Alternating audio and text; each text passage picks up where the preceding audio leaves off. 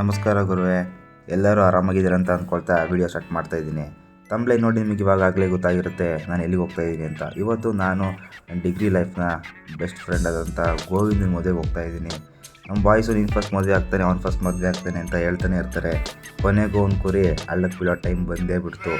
ಅದು ನಮ್ಮ ಗೋವಿಂದನೇ ಅಂತ ಅಂದ್ಕೊಂಡಿರಲಿಲ್ಲ. ಅನ್ಎಕ್ಸ್ಪೆಕ್ಟೆಡ್ ಅಲ್ವಾ, ಲೈಫಲ್ಲಿ ಏನು ಬಂದರೂ ಆದಂಗಾಗಲಿ ಮಾದಪ್ಪನ ಜಾತ್ರೆ ಅಂತ ಹೋಗ್ತಾ ಇರೋದೆ. ಈವಾಗ ನಮ್ಮ ಗೋವಿಂದನು ಅದೇ ಕೆಲಸ ಮಾಡೋಕ್ಕೆ ಹೊಂಟಿದ್ದಾನೆ.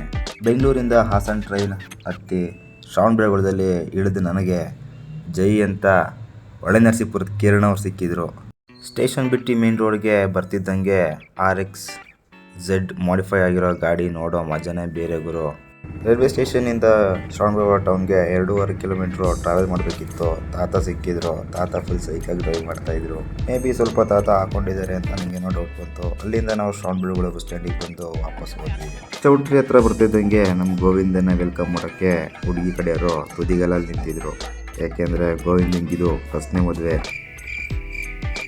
ಅಂದರೆ ಗೋವಿಂದ ನನಗಿಂತ ಒಂದು ವರ್ಷ ಚಿಕ್ಕವನಾದರೆ ಹಿಂಗುರು ಟೈಮಿಗೆ ಏನಾಗಬೇಕು ಅದು ಆಗ್ತಾನೆ ಇರಬೇಕು, ಇಲ್ಲಾಂದರೆ ಲೈಫು ಮುಂದಕ್ಕೆ ಹೋಗಲ್ಲ, ಬೋರಿಂಗ್ ಅನಿಸ್ಬಿಡುತ್ತೆ.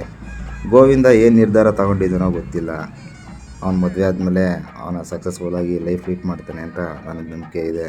ನಾನು ಕಿರಣ ಸುಜಯ್ ನಮ್ಮ ಡಿಗ್ರಿ ಕಾಲೇಜ್ ಫ್ರೆಂಡ್ಸ್ ಬರ್ತಾರೆ ಅಂತ ಕಾಯ್ತಿದ್ವು. ಕೊನೆಗೂ ಯಾರೂ ಬರಲಿಲ್ಲ. ಗೋವಿಂದ ನಮಗೆ ಅಂತ ಉಳ್ಕೊಳ್ಳೋಕ್ಕೋಸ್ಕರ ಅವ್ರೂರಲ್ಲಿ ಅವ್ರ ಮನೆಯೇ ಬಿಟ್ಕೊಟ್ಟಿದ್ದ. ಅವ್ರ ಊರಿಗೆ ಹೋಗೋ ದಾರಿ ಹಿಂಗಿತ್ತು. ಈ ಕಡೆಯಿಂದ ನಾವು ಲೈಟ್ ಕೊಟ್ಟರೆ ಆ ಕಡೆಯಿಂದ ಆಪೋಸಿಟ್ ಗಾಡಿ ಲೈಟ್ ಕೊಡೋನು. ರೋಡೇ ಕಾಣ್ತಾ ಇರಲಿಲ್ಲ. ಇಂಥ ರೋಡಲ್ಲಿ ನಾವು ಹೋಗಿ ಅನ್ಭವಿಸ್ತೀವಿ. ಕಾಲೇಜ್ ಟೈಮಲ್ಲಿ ನಮ್ಮ ಗೋವಿಂದ ನಮ್ಮ ಊರಿಗೆ ತುಂಬ ಚಿರತೆ ಅಂತ ಹೇಳ್ತಾ ಇದ್ದ.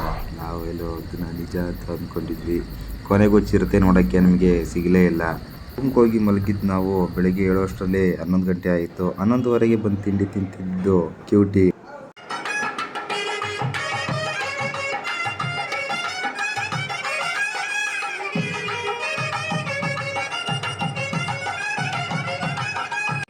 ನಮ್ಮ ಗೋವಿಂದನ ಮದುವೆ ನೋಡೋಕ್ಕೆ ಊರೇ ಕರ್ಕೊಂಬಂದಿತ್ತು. ಅಲ್ಲಿ ನಮಗೆ ನಿಂತ್ಕೊಳ್ಳೋಕ್ಕೂ ಜಾಗ ಇರಲಿಲ್ಲ. ಕೊನೆಗೂ ಎಲ್ಲೋ ಬಾಲ್ಕನಿಲಿ ಜಾಗ ಸಿಕ್ತು ಅಂತ ಅಲ್ಲೇ ನಿಂತ್ಕೊಂಡು ಗೋವಿಂದನ ಮದುವೆ ನೋಡ್ತಾಯಿದ್ವಿ.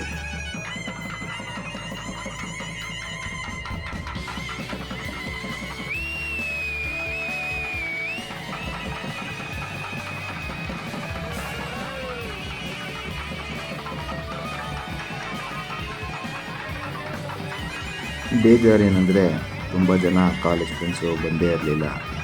ಮತ್ತೊಂದು ಜನ ಬಂದಿದ್ದರು. ಅವ್ರ ಜೊತೆ ಟೈಮ್ ಸ್ಪೆಂಡ್ ಮಾಡೋಕ್ಕೆ ಇನ್ನೂ ಖುಷಿ ಆಯಿತು. ಯಾಕಂದರೆ ತುಂಬ ಜನ ಬಂದರೆ ಎಲ್ಲರಿಗೂ ಟೈಮ್ ಕೊಡೋಕ್ಕಾಗಲ್ಲ ನೋಡಿ, ಅದಕ್ಕೆ.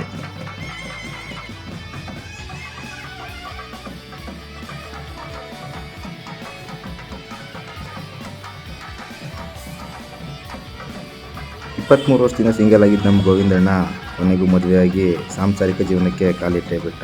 ಆ ಹುಡುಗಿ ಚೆನ್ನಾಗಿ ನೋಡ್ಕೊಳ್ತಾಳೆ ಅಂತ ಒಂದು ನಂಬಿಕೆ. ಯಾಕಂದರೆ ಆ ಹುಡುಗಿಗೂ ಅಷ್ಟೇ ಎಮೋಷನ್ಸ್ ಇತ್ತು. ಗೋವಿಂದನ ಮದುವೆಯಲ್ಲಿ ನಾವಿಷ್ಟೇ ಜನ ಫ್ರೆಂಡ್ಸು ಕೂತಿದ್ದು. ಮತ್ತೊಂದು ಜನ ಮುಖ ನೋಡ್ಕೊಂಡು ಕೂತು ನಮಗೆ ರಾತ್ರಿ ಹಾಕಿದ್ದು ಇಳಿದೇ ಇರಲಿಲ್ಲ. ಬೆಂಗಳೂರಿಗೆ ಬಂದು ಸೀದಾ ಮನೆ ಹೋಗೋ ಪ್ಲ್ಯಾನ್ ಇತ್ತು. ತುಂಬ ರಶ್ಶು ಅಂದ್ಕೊಂಡ್ರೆ ಫುಲ್ ಖಾಲಿ ಹೊಡಿತಾ ಇತ್ತು ಮೆಟ್ರೋ ಸ್ಟೇಷನ್ನು. ಸೀದಾ ರೇಷ್ಮೆ ಸಂಸ್ಥೆ ಕಡೆಗೆ ಹೊರಟ ನಾನು JP ನಗರಲ್ಲಿ ಇಳಿದು ಸೀದಾ ಮನೆ ಕಡೆಗೆ ಹೊರಟೆ. ಅಲ್ಲಿಂದ ನಮ್ಮ ಹುಡುಗ ನನ್ನ ಪಿಕಪ್ ಮಾಡೋಕ್ಕೆ ಬಂದ. ಟ್ರಾಫಿಕಲ್ಲಿ ಸಿಗಾಕೊಂಡ್ವಿ.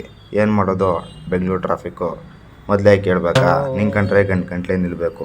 ಅದಂತೂ ರೋಡ್ಗಳು ತುಂಬ ಚಿಕ್ಕದು. ಟ್ರಾಫಿಕಲ್ಲಿ ನಿಂತಾಗ ಇದೊಂದು ಒಬ್ಸರ್ವ್ ಮಾಡಿದೆ, ರೈಟ್ ಟರ್ನ್ ಕ್ಯಾನ್ಸಲ್ ಮಾಡಿ ಮತ್ತೆ ರೈಟ್ ಟರ್ನ್ಗೆ ಸಿಗ್ನಲ್ ಕೊಟ್ಟಿದ್ದಾರೆ ಹೋಗಿ ಅಂತ. ಕಾಲೇಜಲ್ಲಿ ಗ್ರೂಪ್ ಫೋಟೋ ತೊಗೊಳ್ತಿದ್ದು ನಮಗೆ ಇಷ್ಟು ಬೇಗ ಈ ಥರ ಫೋಟೋ ತೊಗೋತೀವಿ ಅಂತ ಅಂದ್ಕೊಂಡೇ ಇರಲಿಲ್ಲ. ಕೊನೆಗೂ ಗೋವಿಂದ ಹೇಳೋ ಟೈಮ್ ಬಂತು. ಗೋವಿಂದಂಗೂ ಮತ್ತು ಅವರ ಧರ್ಮಪತ್ನಿಯಾದ ಪೂರ್ಣಿಮವ್ರಿಗೂ ಹ್ಯಾಪಿ ಮ್ಯಾರಿಡ್ ಲೈಫ್ ಅಂತ ಹೇಳ್ತಾ ಈ ವಿಡಿಯೋನ ಇಲ್ಲಿಗೆ ಮುಗಿಸ್ತಾ ಇದ್ದೀನಿ. ದಯವಿಟ್ಟು ಲೈಕ್, ಶೇರ್, ಸಬ್ಸ್ಕ್ರೈಬ್ನ ಮಾಡೋದನ್ನ ಮಾತ್ರ ಮರಿಬೇಡಿ. ಇನ್ನೇನು ಕೇಳೋಕ್ಕಾಗಲ್ಲ. ಓಕೆ ಫ್ರೆಂಡ್ಸ್, ನೆಕ್ಸ್ಟ್ ವಿಡಿಯೋದಲ್ಲಿ ಸಿಗೋಣ. ಬಾಯ್.